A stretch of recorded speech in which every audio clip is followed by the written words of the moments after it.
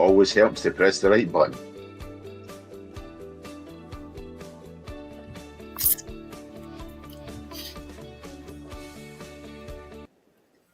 Very good evening. It's Friday night, just gone 7 o'clock. You're tuned to the Friday Night Football Pitch with myself, Cammy McDonald, co-host Dennis Newell, and regular guest Graham Duthie, Hearts supporter. I'm not going to say extraordinaire, Graham, because I say it every week, but obviously Hearts are regularly Hearts supporter and obviously Scotland supporter as well, Graham. So I think that's where we'll start. Good evening to you both, first of all. Good evening, Graham. Good evening, Dennis. Good evening, Cammy. Good evening, Graham. Good evening. Yeah, good evening, everybody. And that's a fact. Starting Scotland, I think, let's get it over and done with. Good result. I understand a lousy game. As you guys both know, I'm in my bed, so I very rarely can watch football in the evening, and I've tried to find the highlights of it somewhere. Can't find it on YouTube anywhere. I've been sitting all afternoon watching people playing FIFA or people playing all sorts of stuff and coming at Scotland's game. But good result last night. You guys can talk about the performance because I'm quite sure you'll have both seen it. Yeah, well, firstly, Cammy, it's been a long number of years since we were actually able to get it in terrestrial or council TV, as we call it.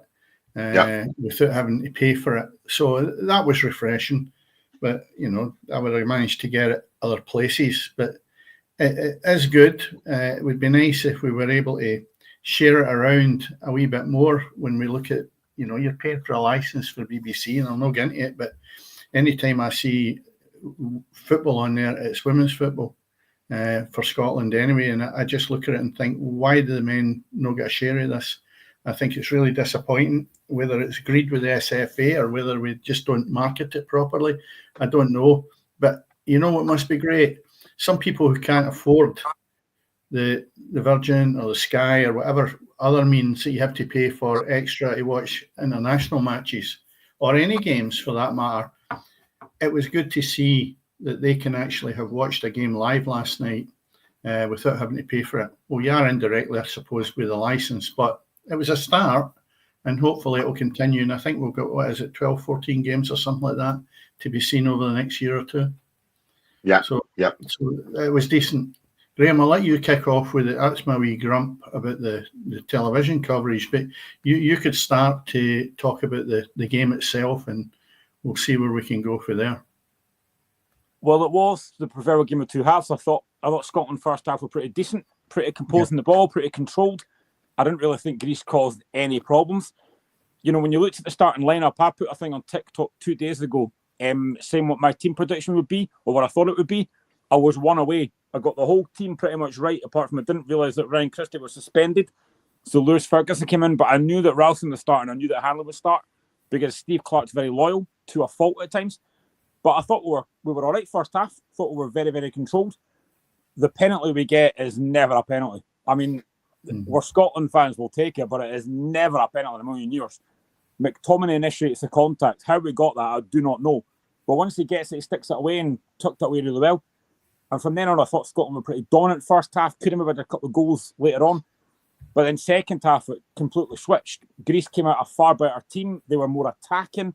The young lad that they brought in, 17-year-old Kerestas, was a constant threat. He looks an absolute baller, this guy. Unbelievable. Don't you watch, Cammy? Yeah. He's going to be an absolute star. He caused us numerous problems, putting in dangerous crosses, really good on the ball, some beautiful little touches. But for all that Greece were better second half, Craig Gordon's not the save to make. They've had one shot on target.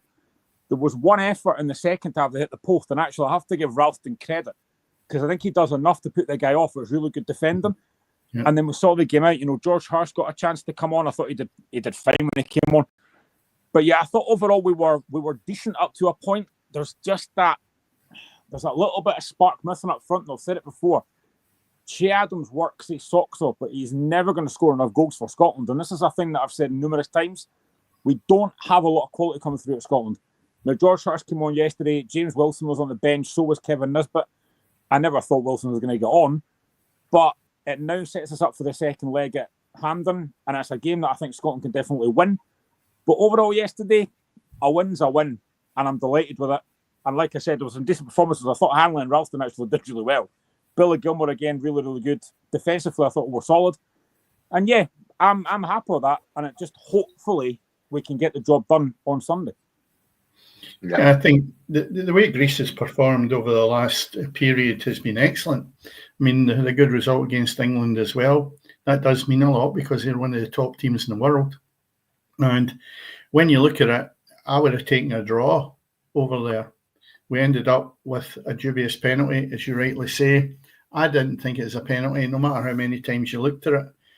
It was a tangle of legs. It wasn't an assault. It was nothing like it. And if I look at this VAR again and I say, how many times do you need to look at it to realise that, you and I have both agreed it wasn't a penalty. These guys are employed to make decisions like that, and they can't get it right. Thankfully for us, it worked in our favour. Team itself done well and worked hard.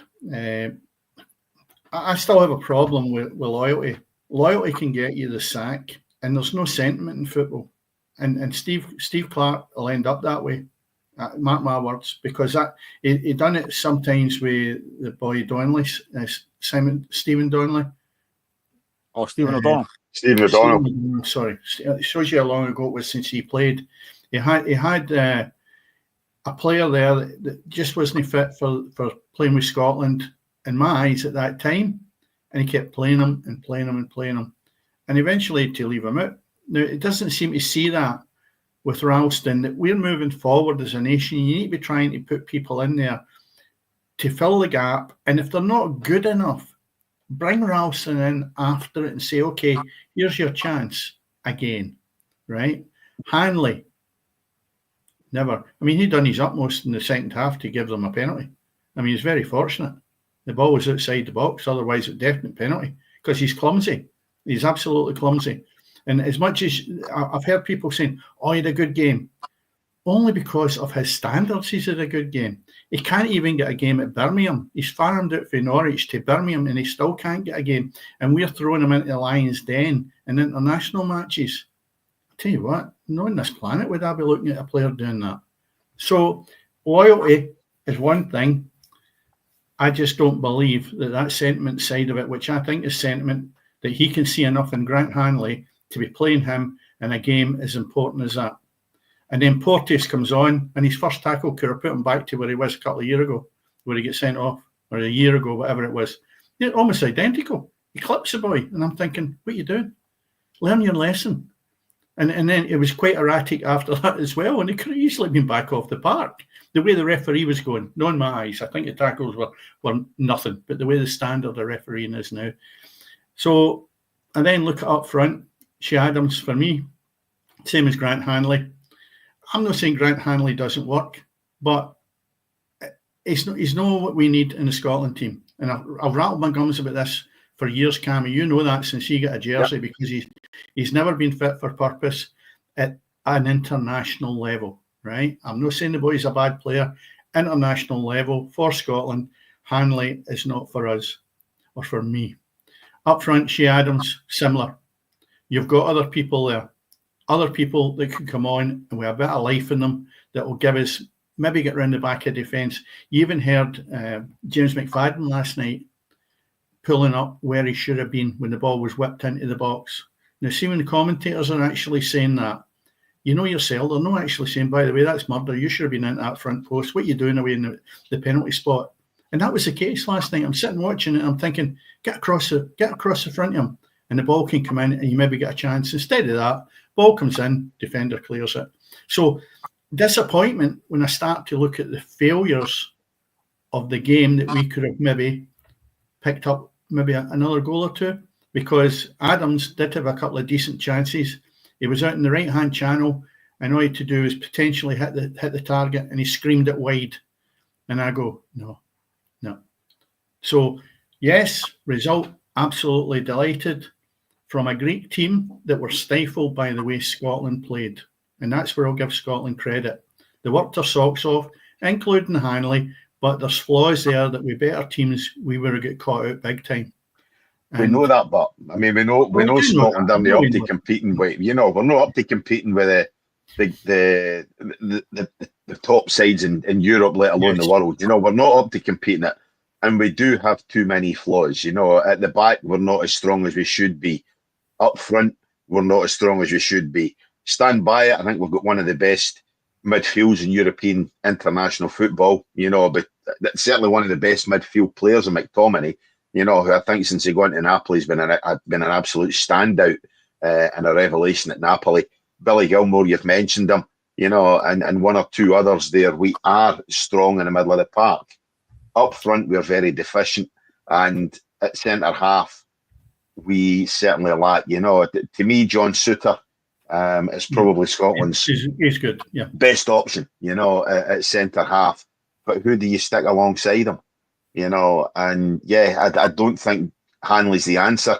But Graham, what are the alternatives? That's the problem. We're looking around. Who's the alternative to Hanley? Yeah, I mean, Dennis kind of made the point I was going to make as well about Ryan Porteous, and folk will think, oh, he's a Hearts fan saying that. It's genuinely not. I don't mind Ryan Porteous. This is a Scotland thing. When anyone plays for Scotland, I'll back them. But when he came on last night, he was very rash. There were 2 or 3 challenges he didn't need to make. And I thought he'd learned his lessons from that. But it seems that he's still not learning. He got sent off in the opening game against Germany in the Euros because of rash challenges. He needs to stop that, or he's never going to start. This is probably why Steve Clarke doesn't start him, because he is still very rash. Whether he's trying to prove a point and say, I want to be in here, I don't know. But you can't be doing what he did last night because he was very erratic. But there isn't a lot of other options. And I think John Souttar probably is our best centre-back. Grant Hanley... Again, when everyone says his name on the team sheet, you go, oh, why is he still starting? But I generally thought he was all right last night. He wasn't terrible. I know it's a low bar, but there isn't. That's the problem I've got, Graham, is that we have an acceptance to move on to the next game and give him the jersey again. Do we wait till we get found out again? And that's my problem. There is alternatives that you've got to try. You've got to try it. You've got Boy Henry, throw him in there, see how it goes. And the other one I certainly wouldn't give a jersey to is Scott McKenna, because he's in the same mould as Hanley. So we are in need of finding somebody that can play another centre half role, or someone that could even be in there beside Souttar that will shore it up. But again, Cammy touched on it, it's what we have. But I think when you look at getting to the next stage, I think we need to be throwing some of these guys in the Lions' Den and see what they've got. Even if you have to suffer defeats, he's had enough chances with these players in the past that you look at the boy Hurst. I thought he looked more lively than I anticipated. Let's put it that way. And he looks a strong boy. And I would have given him at least half a game, because it was never going to happen for Adams. Never. I mean, what you could potentially do, you could go to a back three and play Souttar, Tierney, and Jack. Now that Tierney's back, you could maybe change the formation, because he did like the back three. And the only reason they stopped playing it was because Tierney was injured. Now Tierney's back, you could actually go back to that back three and play that back three of Souttar, Tierney, and Hendry, which I think would probably work better than what we've got already. Yeah. But what does that do at your midfield? I don't think it does anything, Cammy, because the bottom line is you're still putting 11 out there, and you're taking out potentially areas that maybe could be stronger by just saying what Graham said. You're not removing anybody of the quality of the midfield. If anything, you're helping them out a little bit, because you're going to get the 2 wing backs that will create more up the park. The other thing as well, and I was discussing this on other podcasts as well on Monday night, we were talking about the goalkeepers, and it's quite funny because it wasn't that long ago people thought that Gordon's international career was done. So did I. But now he's number 1 again, and you're looking at that, the other goalkeepers will go there, Liam Kelly and Kieran Slicker. I've never seen Kieran Slicker play. I don't know what he's like. And then Liam Kelly, he's maybe not the best goalkeeper. And somebody actually asked, what do we do if Craig Gordon gets injured? And that's another problem we've got. We don't have a lot of goalkeepers. Angus Gunn's obviously injured, but I'm not a massive fan of Angus Gunn either. So you've not really got a lot of you've got Robbie McCrory. Is he really going to step up into Scotland? So that's another issue we've got. But the only really, I think you mentioned it there, the only really part we're strong in is midfield. Every other area of the park, we're really struggling. But we are getting results, which is what matters in the end. Absolutely brilliant. Because It's- what would we be like sitting just now if we get absolutely bluttered last night, so to speak? yeah, Because we've given them a bit of a kick in with the fact that we'll win the game. What do we do when we get beat? All I'm really saying is there's areas I would like the manager to maybe have the trust in the players that he's bringing in. Otherwise, don't have, what is it, 2, 4, 6, 8, 10 or 12 or whatever it is, substitutes, right? Just take 3, because you know you're not going to try these boys out. What's the point of taking wee boy Wilson? What's the point in that? To feel part of the squad? I'm never into that, feeling part of the squad. You're either good enough or you're not. And I think you've got to then learn that you throw people on and you give them a good run. No matter of minutes. The boy Hurst should have been on at least for half time when you know Adams has not scored for how many weeks or years or whatever it may be, for ages. So you've got your Nisbet as well. If you think that Nisbet's better than what we already had, that's why he's in the squad. Put him on. No signing it. And that's what disappoints me. that's coming down to the loyalty that you were talking about earlier on, Dennis. Right? You know, yeah. I mean, Steve Clark's got some fantastic results recently as Scotland manager. You know, after enduring a really terrible Euros, he's got some cracking results.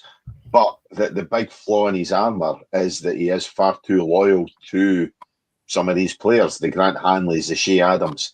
You know, the players who have really done not a great deal for Scotland. I don't want to say nothing, but haven't done a great deal for Scotland. Clark sticks by them. And eventually that is going to be his downfall, I think, because he doesn't seem to want to blood the Lennon Millers, the James Wilsons, you know, some of these other players that are fringe players in the squad. This is the time for me to blood them.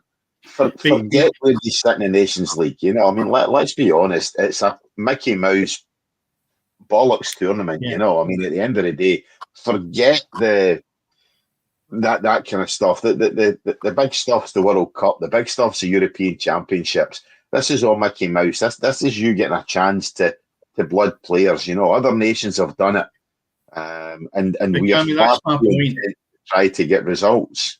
That's exactly my point. You've just hit it in the head. Games like this, you bring these players in because you think they're going to be good for you. Are they going to be good in the future if they're sitting on the bench? Absolutely not. 100%. Not at all. Now, there's another thing which I would use very, very carefully. There is a lot of managers in football have this thing called self-preservation, right? Self-preservation. Well, they'll do anything so they're not embarrassed in a game by having had a go at it and losing maybe 2 goals, 3 goals. I don't know how many there is that I've seen over the years that have this. Self-preservation. The team's absolutely garbage because they won't change it, but they don't want to be beaten heavily. You would understand that, but they've not got the bottle to actually go and change the team and try and freshen it up.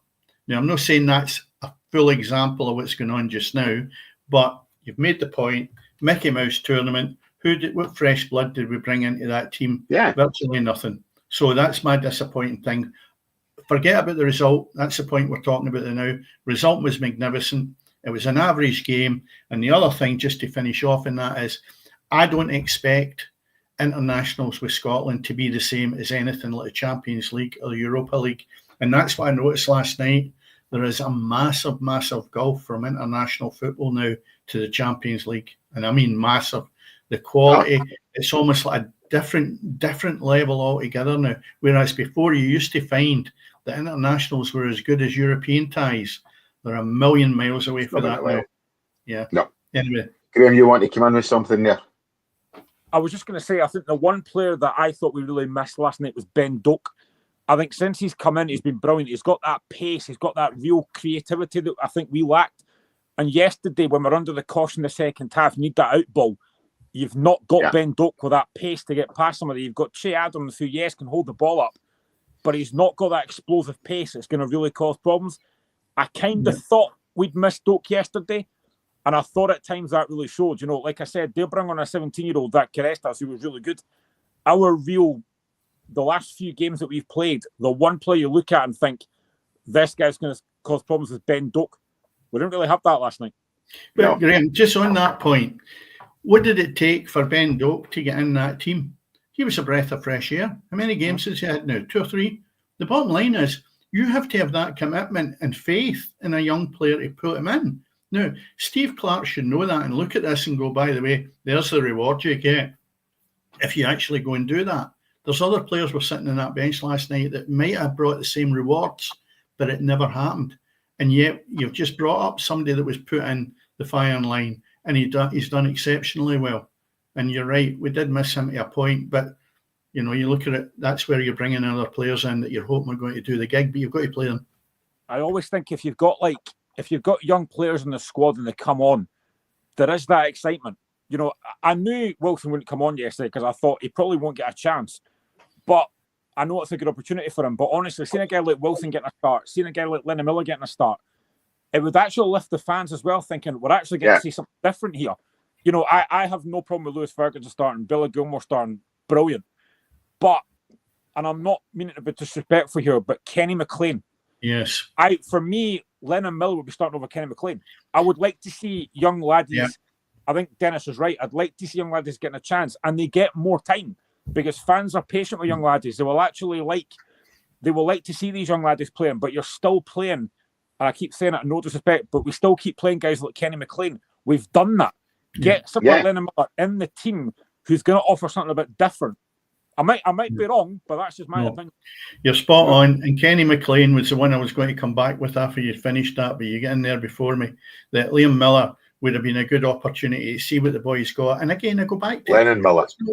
If it's not, maybe better Liam Miller than Kenny McLean. But the thing is, maybe after an hour, if it's not working, you can bring Kenny McLean on.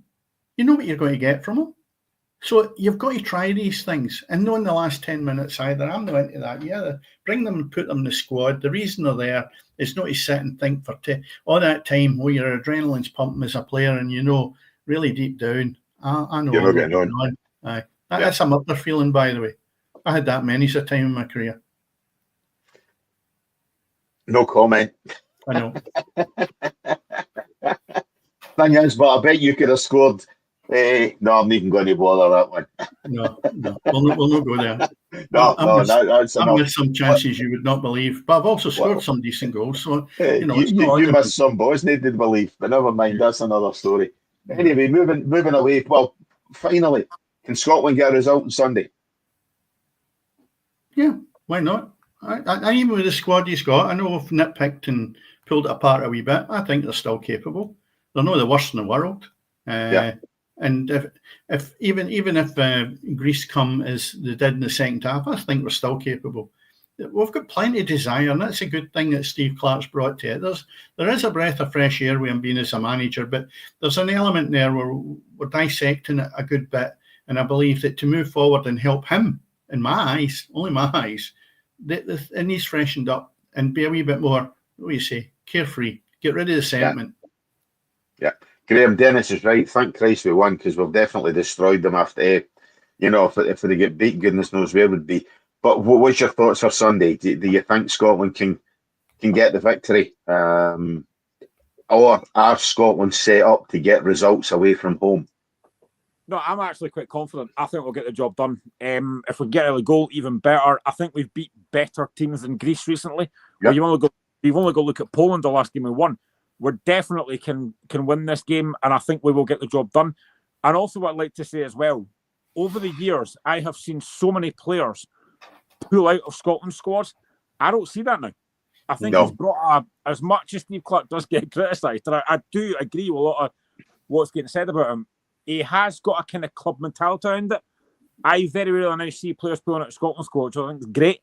And I genuinely think Scotland will get the job done on Sunday. Greece, yes, they will be a threat. They're a decent side, but they're not any better than what I've seen recently, personally. Yeah. Good. Well, here's hoping that Scotland can indeed get that result on Sunday at Hampden, and then see where we are in the Nations League next season, in this Mickey Mouse bollocks tournament. Graham, moving away, obviously, we had you on a number of weeks ago. We discussed what's happening in the capital, expecting Hibs at some point in time to, I think to quote you, to Hibs it, so far it hasn't happened. And it's as a neutral, it's actually been great watching a kind of resurgence since the turn of the year of both clubs in Edinburgh, Hearts and Hibs. But you're 7 points adrift, I think, of them at the top of it or in the SPL. One, do you still stand by Hibs going to Hibs it? Or two, can indeed you guys catch them, obviously secure a place in the top 6 and then push on towards a top 3, top 4 finish? 5 points, Cammy. 5, is it? Sorry. Yeah. I hadn't looked at the league tables. That was no bad. Yeah. When you make predictions, it can come back to bite you in the arse. I wish I said that a few weeks ago. Because unfortunately, I don't think they are going to Hibs it now. I think they probably will get third, which is really frustrating to say, but I'm going to be honest. Fair play to them. Like, they've done a very good job. Fair play to David Gray. It wasn't that long ago, October time, in the first derby, Easter Road, they were bottom, we were second bottom. And the turnaround since then has been incredible from Hibs. We've improved, but Hibs have been very, very good. What a run they've had. They got beat, obviously, at Celtic Park in the Cup, but that wasn't unexpected. But in the league, they're still unbeaten. So fair play to David Gray. He's done a very good job, and I think they probably will get third now, and fair play to him. But I think in terms of Hearts, top 6 is definitely doable. We've got 3 games to go for the split. We had to win the game against Ross County last week. It wasn't a great performance. I didn't think we were great at all, but we got the job done. That's what it counts. Yeah, our next game is Celtic, and that worries me. They'll be looking to bounce back after that game against Rangers, and I kind of think top 6 might come down to goal difference. We can't afford to go to Celtic Park and take a pasting. Otherwise, it could be very difficult for us. The 2 games after that, Dundee United at home, Motherwell away, I think we have to win both. If we win those, we'll probably get top 6, but it's going to be very difficult. Very difficult. I have changed my opinion so many times about whether they're going to get top 6 or not. I keep changing my opinion. I'm going to try and be positive and say, yes, I think we'll get top 6. But I am concerned for next week because we did win at Celtic Park last season, our first win there in 14 years. But this is a different Celtic team. They've got a guy in Daz Maeda who's got 28 goals this season. They've got threats like Wade and Kuna Maeda. They're a very good side this season. I am concerned. My main aim next week, and I hate being negative about my team, my main aim next week is not to take a hammering. Keep the score down, keep it respectable, be competitive, and then see what happens after that. If we take a pasting, I mean, it could be not going to be great for confidence, but also not great for goal difference. Yeah. See on the back of the 2 results you've lost would have got you up there, a point in front of them.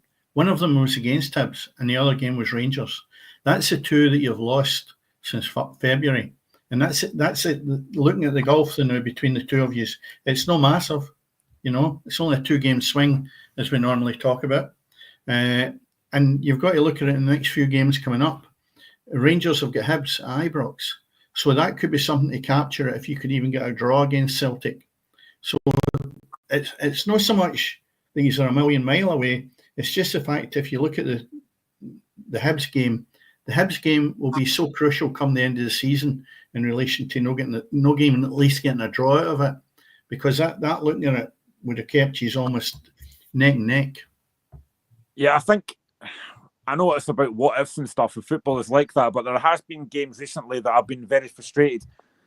The game at Pataudry we drew 0-0. George Grant missed a penalty. We get 1 point instead of 3. That should have been 3 points. Ross County, 2-0 up in the last minute, lose 2 goals. Yeah.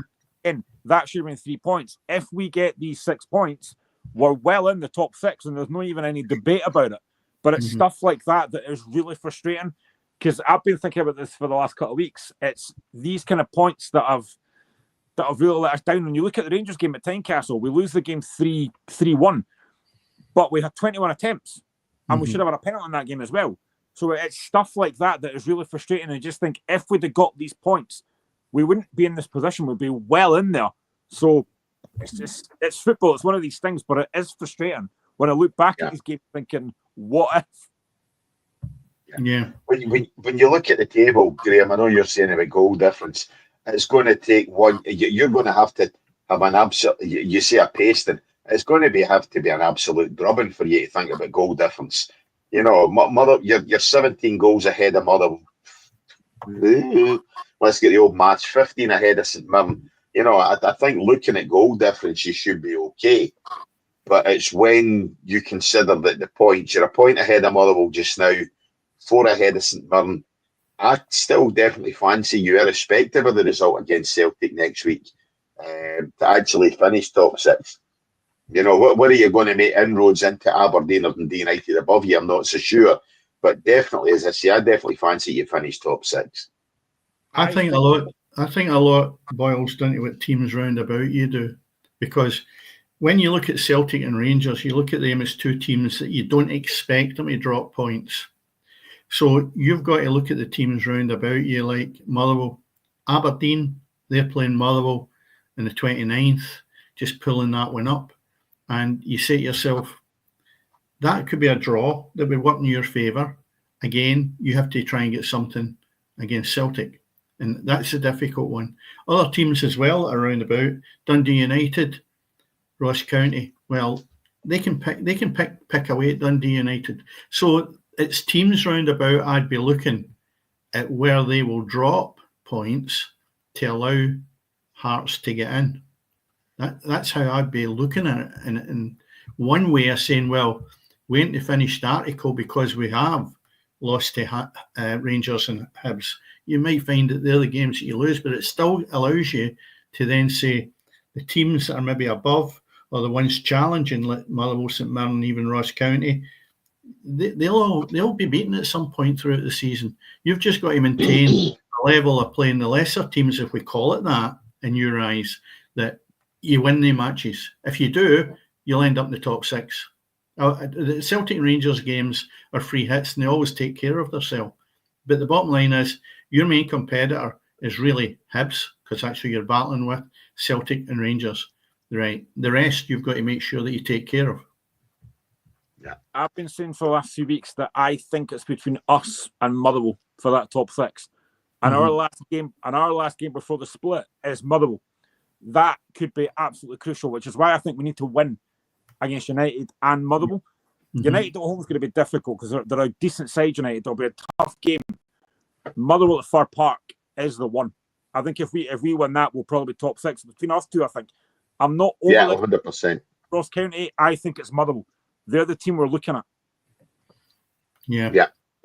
Well, but what you've got that none of the other sides around you, you know, the Motherwells, the St Mirrens, you've got a striker in form, you know, and Elton Kabangu is absolutely banging for him. And he, for me, has been the difference for Hearts since the turn of the year. You know, for what you were beforehand to what you've been since January, it's been the difference. He definitely has been the player who's made the difference to you. I had to bite my tongue because I was at the Dundee Cup game with my laddie. We were in the Wheatfield stand at the Hearts Dundee Cup game, and there was a guy beside me, and Kabangu missed a couple of chances, as has happened. And more than once, he said that guy is awful, and I felt like saying to him, "Do you watch football? He's our top scorer. He came in January, and he's our top scorer. Are you having a laugh? Just because he's missed a couple of chances?" I didn't say to him, but I wanted to, and then he kept repeating it. This guy is awful, and I had to, because my lad was with me, I couldn't say anything. But honestly, he's got 8 goals since he came in January. He's been brilliant. He does get caught offside quite a bit, but it's because he plays on the shoulder of last defender quite a lot. And a lot of the time as well is because he's not getting the pass played when he should be getting played in. Yep. He has made such a difference. He's been brilliant. He's physical. He's got a pace about him. He's actually helping Shankland as well, because since Shankland's dropped a bit deeper, Shankland's been a lot better because he's got that pressure taken off him. He's been brilliant, Kabangu, and he's somebody that we've got an option to buy end of the season. And I said it weeks ago, right now, I'm taking it. He's been such a good influence. And as well, James Wilson as well has learned from him as well. And what I like about him as well, there was a game a few weeks ago, I can't remember who it was against, but Lewis Nielsen, our centre-back, made a really good tackle. Elton Kabangu was back, clapping him. He's a proper team player. I really like him. And if we If we have the option to keep him end of the season, I am 100% taking it because he's made a huge difference.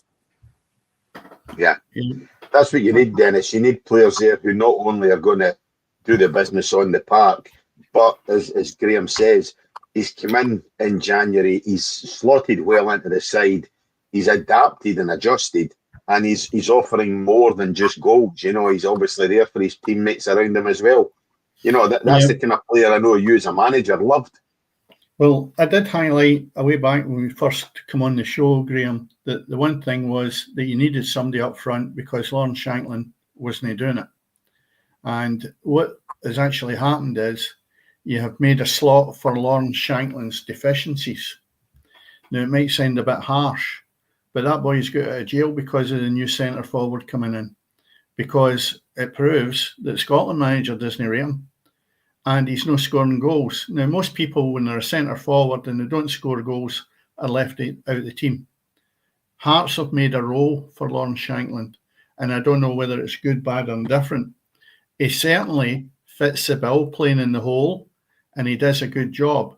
Yeah. But what's happened to the striker that we've seen that potentially the old firm we're looking at last year, that's a shadow of the boy that's there. And that worries me, because he's got more in his locker than we're actually seeing as potentially adding to that Hearts forward line. I think now he's got the luxury of the big lad playing up front, and it takes a bit of pressure off him if there ever was pressure on him.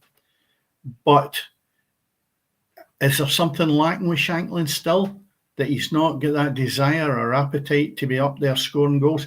There's nothing better if you're a centre forward scoring goals and hitting the back of the net. There's nothing better. Right, I've done it twice, I think, in 20 years. So it's brilliant. Just ask Chris Boyd. The bottom line is, it's really excellent. Now, how can he get away from that and think, I'll just sit in this role back and forward? For me, it lacks almost appetite. Now, you see him week in and week out, and he is doing a good job for you, so I'm not criticising that point. I'm just thinking, what would it be like if he was adding to the goals tally as well when you come up against the Hibs, the Aberdeens, the Rangers, the Celtics? What would it be like if he was adding as well? I don't think he's adding enough. That's the point I'm making. Then you look at Vargas. He should have been out the door. I keep repeating that every time we speak. He shouldn't even be in the bench because it's only somebody's jersey he's taking. So Hearts, to me, are as good as Hibs. And on their day, I think they're better. They've got better defence. The big guy plays at centre half with Hibs. He'll eventually get found out in big time. Rocky or whatever his name is, Marciano or something. But the thing is, he is not a Premier League centre half, and he'll get found out. Whereas I think you are more compact. You've got talent in that team. I mean, Hibs have got it as well, but I do believe, in my eyes, Hearts are a better team. We have a better future. But I do think as well, they've got to get that big fella tied up or bring in additional forwards. Tell me something, and this is the point I'm getting to. What is the Tony Bloom model with Hearts? Because I'm lost in what's happening there. I was watching a podcast before it came on, a Hearts podcast, and we were talking about this, and they are hoping that it's going to be all sorted by the end of next month, hopefully. They'll be putting investment in, around about £10 million, which is great as a Hearts fan to hear that. How much of that will be spent in the playing squad, I do not know. But I think what has happened is the Jamestown analytics stuff has worked really well, because we signed 5 players in January, and pretty much all of them have had an impact. Obviously, Kabanga's the big one because he's scoring goals. But I think Michael Steinwender, the Austrian defender, has been really good. Jamie McCart's been really good.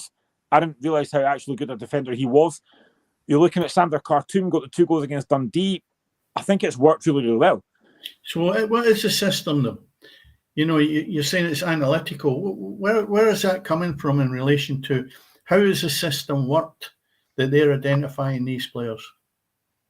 So what basically happens is that, from what my understanding of it is, Neil Critchley will go to the board and say what kind of player that he's looking for, whether it be a striker, defender, whatever it is, and what types of strengths he's looking for. And the analytics will punch all those details in, and it will come up with a list of players. And then they'll identify basically the player that's top of that list in their role. So the likes of Jamie McCart, for example. And I think that is apparently how it's all working. And to be fair, it's actually done a decent job. Now, where I think come the summer, which is the big one, because once Tony Bloom's investment comes in, he'll get I don't know how much it's going to be that he's going to actually hold a share in, but there'll be a lot of players, I believe, going out in the summer and a lot coming in. I think that Hearts team next season is going to look very different. It's exciting, but it's also kind of, you are thinking about what we're going to get, what type of player are we going to get, who we're going to bring in. It is very exciting, but we're all still waiting to find out exactly when Tony Bloom's going to be coming in, how much he's putting in, because 10 million was mentioned, but we're just waiting to find out what's going to happen. Yeah. Well, on your analytical list, I think I am going to take 50 years off my age and I could appear on your list. So don't be surprised if somebody comes along with a rubber and takes 50 years off my age. You might have me in your list. Maybe. But you know what I mean? When I look at lists for people, it's almost back to looking at stats and saying somebody did a good game because they run all over the place. But 5 of the touches he had were shambles and he ended up scoring 2 OGs. And I look at that and I go, yes, I'm okay for some stats, but not to the level of saying, I mean, it's worked for the big fella up front. Absolutely brilliant. If you get another 2 like that, then it does work. But, you know, maybe I'm just old-fashioned at total stats when you're saying exactly what you need. I mean, that's always been there. You know, you go along whether it's the back of a fag packet and you wrote down the stats of he's 6'3", he's got all right footed and he's slow in the ground. But, you know, and they things is what we're really talking about. Almost sounded like you. No, I'm not that tall. No, but you know what I'm saying. It's great if it works. And I think as something going forward, Hearts definitely could do with that. And up to now, it's worked really well. Yeah, I mean, I think it's worked at Brighton and at Union Shamrock. Yeah. Obviously, Tony Bloom's got dealing with as well. So I think it has worked. And I think I would like to see some investment come in. We have still never, our most expensive signing was Mirsad Bousleja, £850,000 that we signed years and years ago in 2006. And he was awful. I would like to see us break our budget to sign a really top quality player for a lot of money. Like Aberdeen have done with Keskin. I think they spent about £1 million on him. I would like to see Hearts actually doing that because we're a big enough club to do it. Whether we will, I don't know. But, I mean, like I said, there's a number of players come the summer that will be away. I mean, we didn't that long ago, and you mentioned Kenny Vargas there. It wasn't that long ago we gave him a 5-year contract, and then he came out with that ridiculous statement saying that he wants to play at a bigger club and against better players. And I was like, mate, you can't even play against Ross County. How are you going to play against better? Yeah, I wasn't a fan of that, and I said at the time, please get rid of him. But we gave him a 5-year contract not long ago. You've got Alan Forrest who's still there, who is a decent professional. But again, right now for Hearts is what we need. I don't think so. Although the other day in a bounce game against St Johnstone, he scored 4 goals. But yeah, there's a lot of players I think that will leave. Lawrence Shanklin's one of them. I think he will be gone in the summer. And I wish him nothing but the best. I've got nothing against the guy. This season has been really frustrating. But I can't forget what he's done the last 2 seasons. 28 goals first season, 31 goals last season. This season's been very frustrating for him and us. I mean, if he'd been scoring the same amount of goals as last season, we wouldn't be sitting where we are now. We'd be well up the challenge for third. That's the point I've been trying to make earlier. That's the point I'm making. You know, he's got to chip in with goals. He just can't be left to a new guy coming in and he's sitting in the fringe of the edge of the box, no really contributing. And that's you're correct in that one. Yeah, 100%. But Dennis, there was another reason you were mentioning the Tony Bloom revolution at Hearts, obviously, and it's linking with what we are doing on next week's show. Right. When you go, I'll let you mention it. Well, we know. Billy Reid, West Ham's assistant manager, is going to join us next week, and hopefully Andy Millen as well. So Andy's confirmed as well, yeah. And Andy knows him from his Clyde days and other clubs as well. So Billy's obviously had a wealth of experience with being at Clyde and Hamilton, and has had manager of the year when he was at Hamilton as well. And then he obviously has joined Graham Potter over the last, 3, 6, probably about 12 years or so. Anyway, yeah. So they've been in Sweden, they've been in Brighton, short spell in Chelsea, and now they're at West Ham. So Billy's going to join us next week. I spoke to him earlier today, so he'll come on for an hour and we can get a bit of banter from him. I think he's thoroughly enjoying West Ham, so we'll leave it to him to actually tell us about it next week. Yeah, indeed. So, and we can find out how the Brighton, obviously. Yeah, we can find out how the Brighton thing went as well, and how it works with Tony Bloom in relation to what Hearts is doing as well.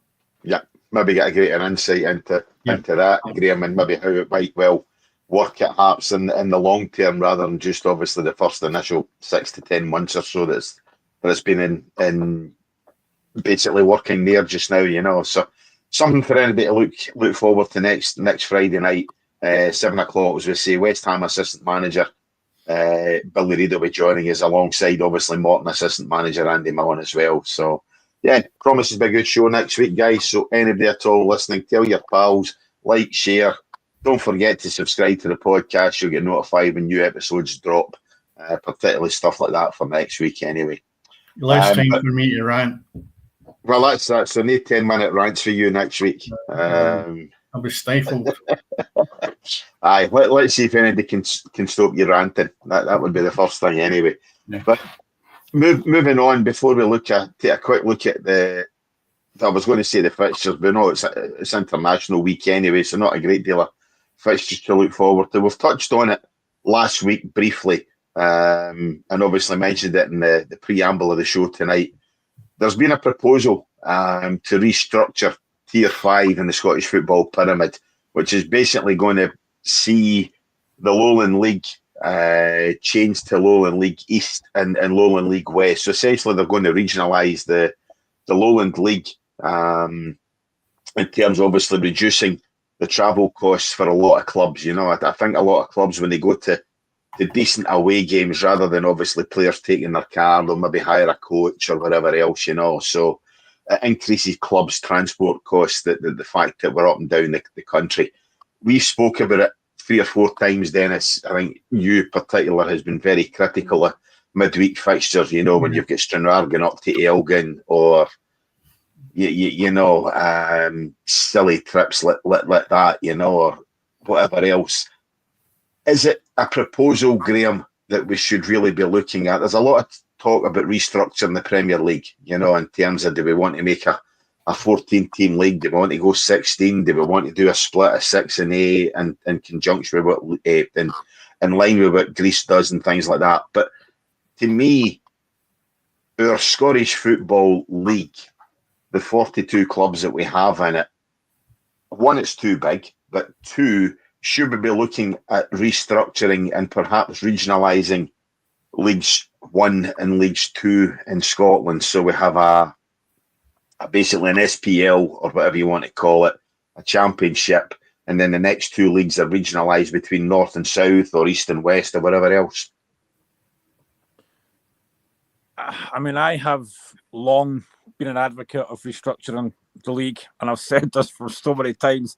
People in the locker room have got sick of it hearing it, because I've said it so many times, and it should have happened during COVID. I would have loved to see the league get extended to 18 teams. It'll never happen now. They blew the chance to do that because they let teams vote for their own self-interest, which I do get, but it should have happened then. If it's going to cut costs for lower teams, then fair enough. But I mean, I'd love to know how clubs feel about it. Are they actually up for it? Do they want to do it? I mean, again, something I've always said as well, you talk about the Lowland League, you talk about Celtic, Rangers, you got Hearts B in there. Something that I have said for so long, I really, really missed the Reserve League. I thought the Reserve League was fantastic. I used to go to, when I couldn't go to the Hearts games, I'd go to the Reserve games. You see like youngsters, you see like players that have been injured that just came back, and it was great. Mm-hmm. Yep. Celtic, Rangers in these Lowland leagues, I think it's an absolute waste of time. What are these young players learning? Absolutely nothing. It's pointless.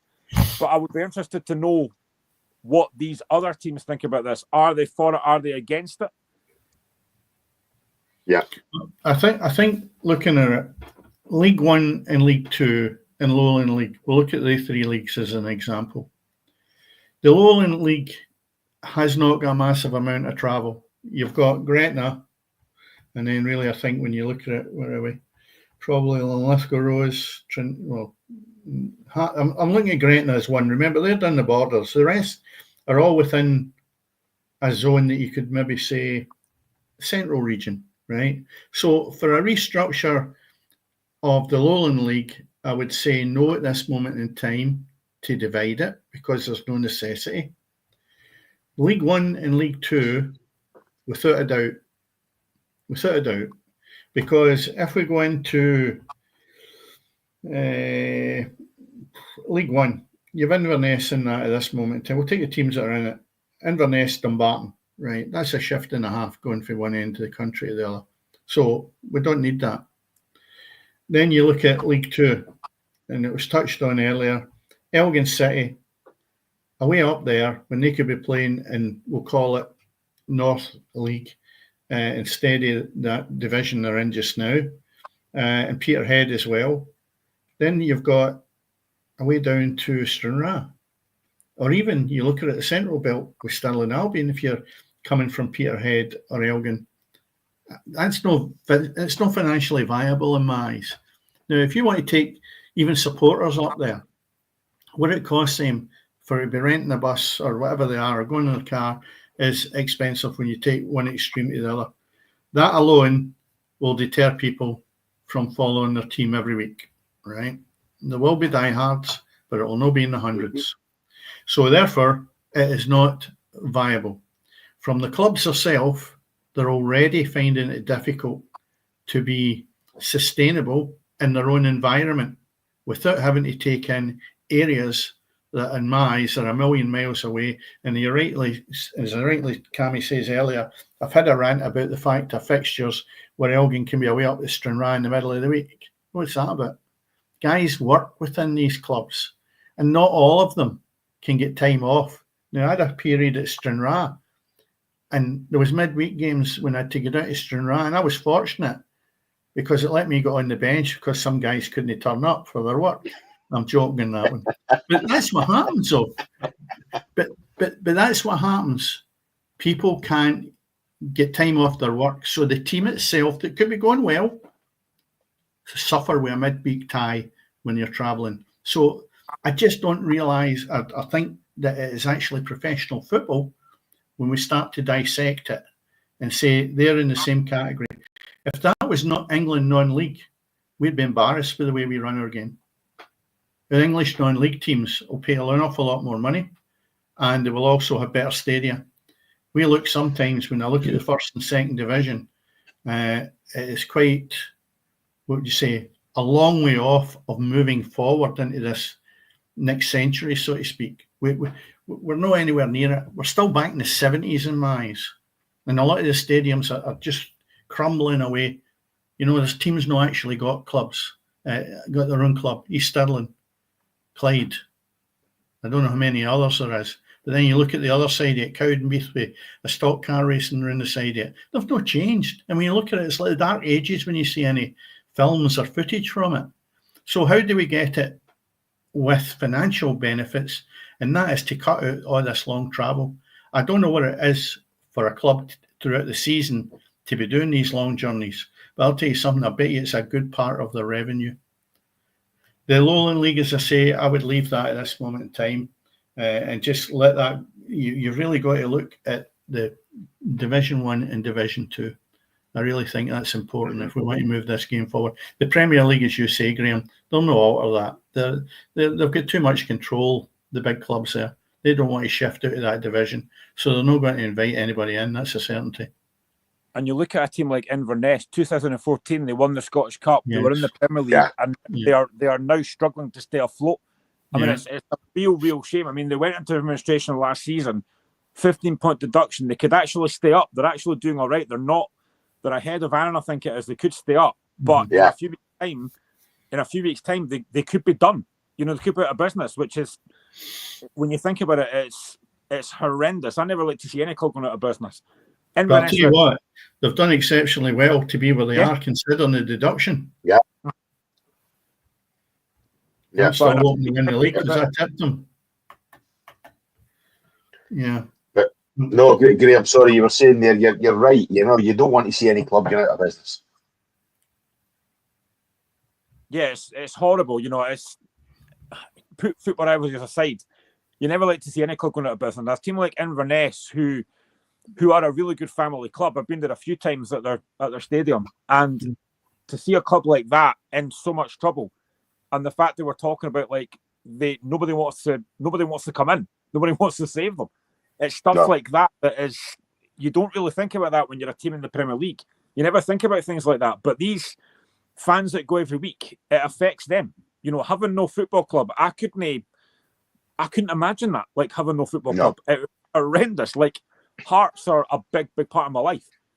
When we were in administration, it was horrible, but I knew we'd get out of it. But a club like Inverness, no chance.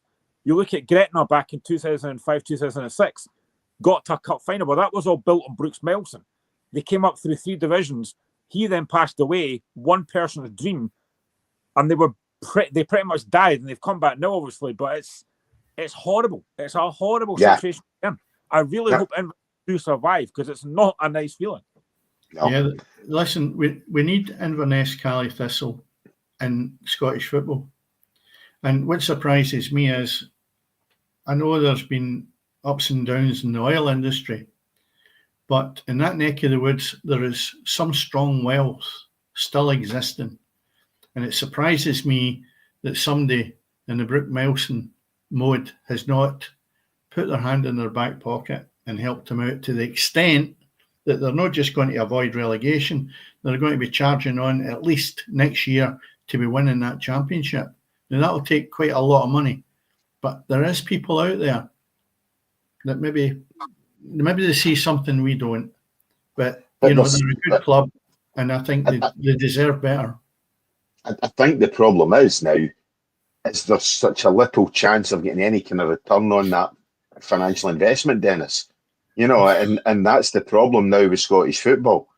You know, I mean, a club like Rangers have been struggling to get any financial investment. Okay, they might have struck the golden goose, so to speak, you know, with the 49ers owners coming in, you know, but it's not just something that affects the lower leagues. It also affects our top leagues and trying to get investment into them, you know, and I think that's the problem. You're talking about English non-league and can try to compare it with the lower leagues in Scotland. It's night and day because the English non-league clubs have got a TV deal. You know, that you're getting to watch a live game on the TV. Up here, we're on the back of BBC One bootstraps, you know, for maybe a bit of Friday night football or something like that. But we don't have a proper TV deal for anything out with the SPL. Down south, so say you've got that. The financial investment is there as well. You know, they're pulling in crowds of 4,000 or 5,000 at non-league games. You know, the better supported ones. Plus, obviously, they've got a drip feed effect from the TV deal that they've got at the top with Sky. We don't have that up here. We don't have anything there to make investing in a club any kind of worthwhile investment at all. And that's the problem, you know, where you've got Bonnyrigg Rose, you've got Edinburgh City, you know, all looking at potentially going out of business as well. It is going to only be a matter of time, I think, before at least one, if not 2 or 3 clubs do not exist. And I think that's something that's inevitable, Graham, to be honest. Yeah, I mean, it's funny you talk about the TV deal because, again, I've had a rant with this before.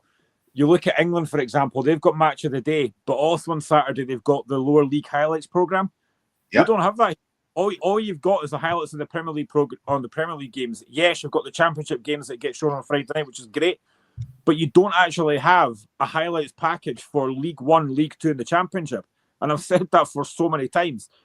That should have happened ages ago. You've actually got a BBC Scotland channel there. It is literally called BBC Scotland, and they don't show games on it. Apart from the Championship games, and finally Scotland.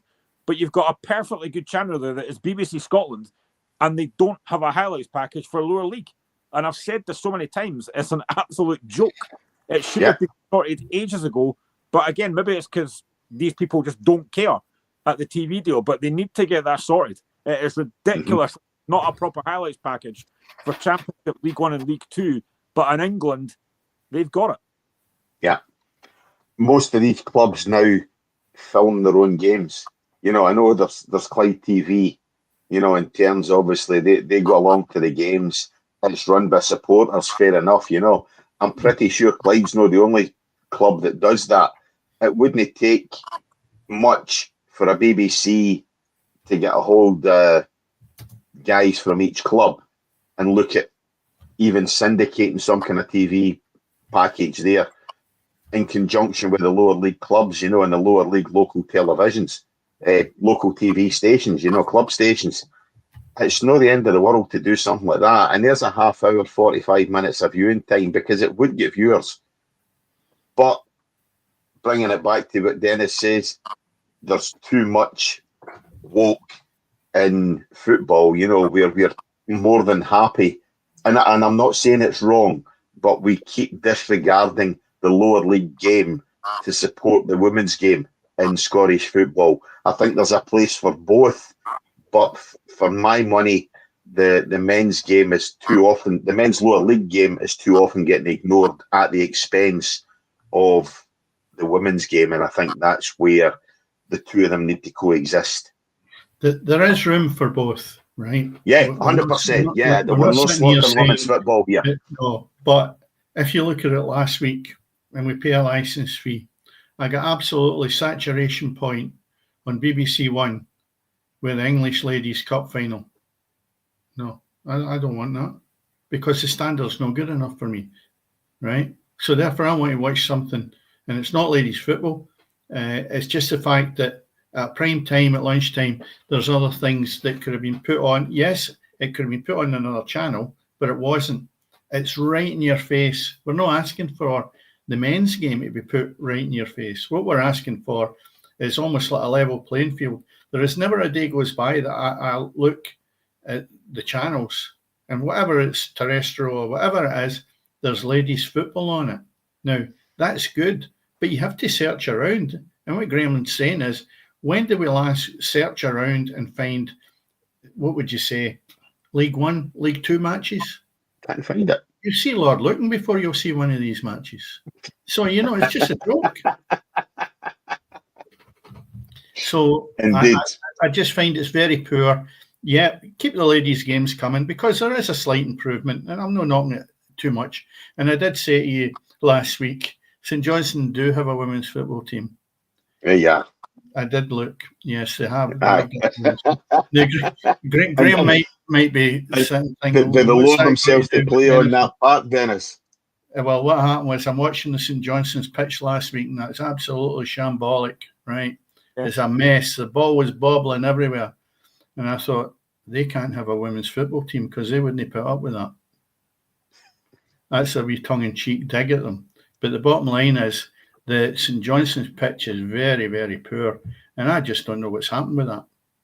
I really don't. I thought there'd be a standard that they would need to have to be playing it. And I know that changes up slightly away from our television coverage at Division 1 and Division 2, or even further back, the split. What do you think, Graham, in relation to League 1 and League 2? Do you think they should be regional?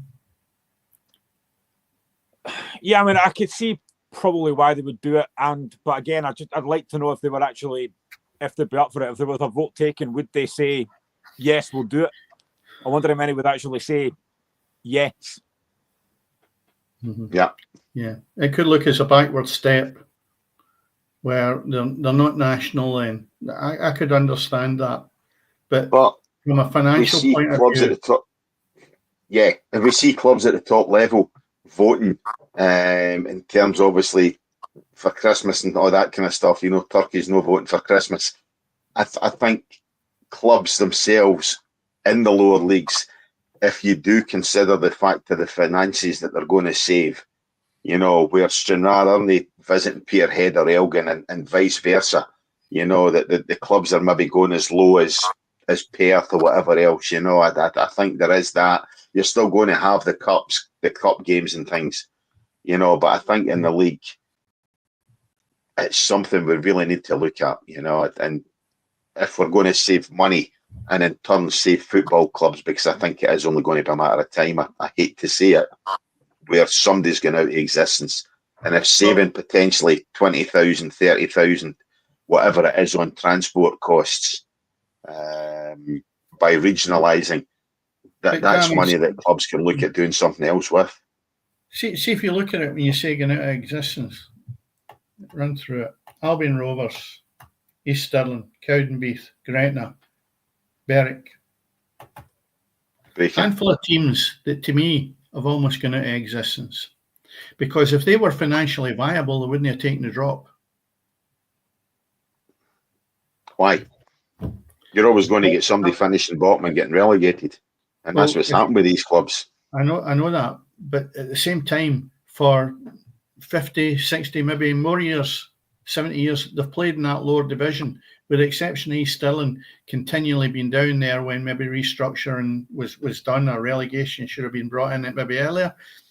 You know the history of that. They were getting paid £10 a week with nothing coming in through the gates relevant. Okay, that's got to be put aside. But when you look at the other teams, and I spent 7 years at Albion Rovers, I know the work and commitment that went in there. But they were never, ever going to compete with the bigger teams because of financial restraints. Now, one of the financial restraints would be travelling implications. Yeah. So you've got to say that might have bought a centre forward or a centre half if you didn't have that. Now, everybody's in the same boat, then you might say, well, the next team, they're the exact same boat. But I think it would be better spent on a player trying to improve your team than maybe a bus going all the way up to Inverness or wherever it may be. Yeah. Aye, if you're Stranraer. Right. Oh, and that's the thing. Yeah, listen, but I mean, we're using Stranraer as an example. That's it, and that's an easy one, because beyond Stranraer and Queen of the South and maybe Annan, that's your southernmost clubs. You've still got other places, Cammy. Arbroath, Cove, Montrose, Inverness, and that division above. They're all a long shift for the Central Belt. You shouldn't be relying on an hour and a half. But you're still going to have the clubs there, So you're going to draw a line, maybe, let's say, around about Cumbernauld, where you're going to be north and south of maybe Cumbernauld, So that'll be you. And again, it depends where you're going to do it. Well, I think you would probably draw your line at Stirling, because you've Stennismuir and Stirling there in that area. Then you go above it, and then you've got Dundee and above, which is all the Fife and Highland teams, if you want to call them Highland, which we would play in that zone, which is Arbroath, Montrose, Dundee with whatever in the lower divisions. So you would probably Forfar, Brecon. So there's a zone there where there's quite a glut of them, that if you're in the Central Belt or even lower, then it's a bit of a trek. Yeah, indeed. But anyway, I think that's our geography lesson just about done. I think we virtually got everything spot on. So that's pretty much us for tonight. It's been obviously a week where we've discussed international week, so not a great deal of football and fixtures to discuss. So I'd like to thank Graham Duffy again for joining us. Graham, hopefully when you're next with us, Hearts are above Hibs again and the natural order's been restored. It's not far to go. It's not a million miles away. It's a 2-game swing, as you keep saying. You look at what Inverness have done in terms of that 5-game swing lower down. Few less games for Hearts, but Hibs have been nothing short of fantastic since the turn of the year. Hearts have been up there as well, And as I say, it's been great to watch both Edinburgh clubs, the success of them since the turn of the year. Yeah, but again, thanks, as I say, Graham, for joining us anyway. It's always good to get your opinions and everything every week or every time that you're on the show. So thanks very much. Thanks as always to Dennis. Thanks to you for listening. Remember, go ahead, like, subscribe, tell your pals, particularly about next week's show, as I say, because we are joined by West Ham assistant manager Billy Reid and Greenock Morton assistant manager Andy Millen. Remember, it's always happening on the pitch. Good night.